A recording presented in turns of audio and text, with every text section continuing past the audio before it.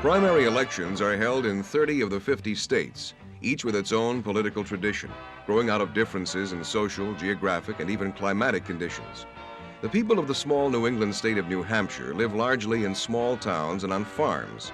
They share a rural skepticism about rapid change and still retain the traditional ballot box in many towns. The New Hampshire voter takes a special pride in the tradition of casting the first votes for presidential candidates in each election. Even though the winters here are long and cold, the voter turnout is usually high. The snow and cold don't stop the candidates either, as they make their way along the campaign trail.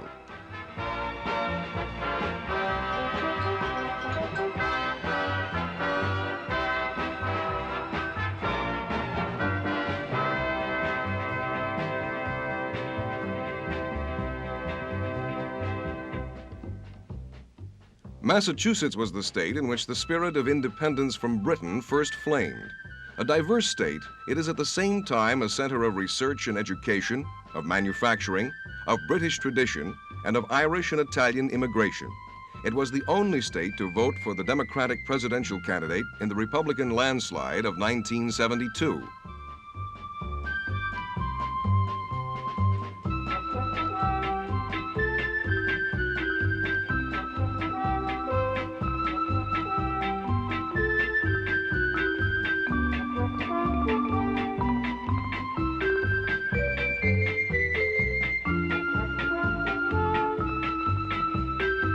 In contrast to the two New England primary states, Florida enjoys almost endless sunshine and mild temperatures.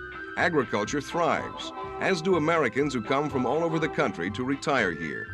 The old Spanish tradition of Florida has given way to a taste for more contemporary ways of spelling out victory after a hard-fought campaign.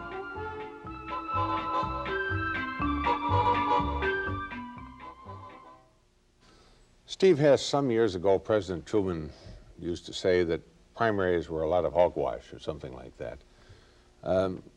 We've seen a lot of change in the primary system since those days when Mr. Truman was president. Are they hogwash? Well, Mr.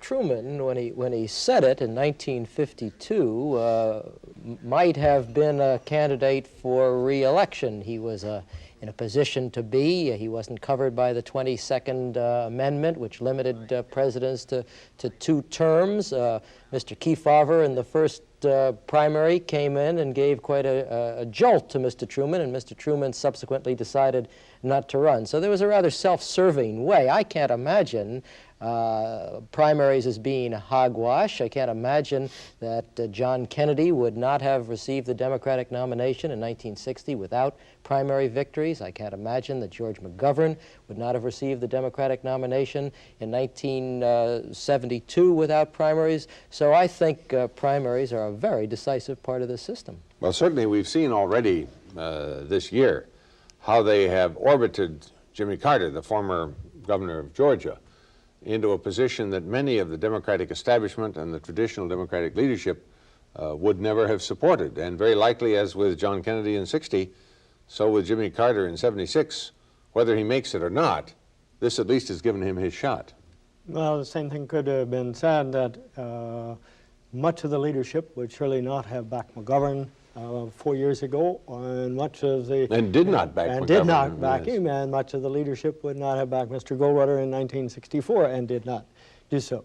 So it means that the primaries do make it possible for people who would otherwise be ignored by the leadership or pushed aside by the leadership are ones who do come to the fore under this system.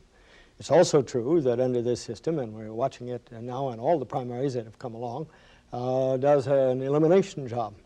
It pushes by the wayside a number of people who, up until the day of the primary, looked pretty good, sometimes in public opinion polls, sometimes in newspaper headlines, but when they go out and seek voting support, at least they don't get it in some of the early primaries. If they don't get it in some of the early primaries, they may never get it at all.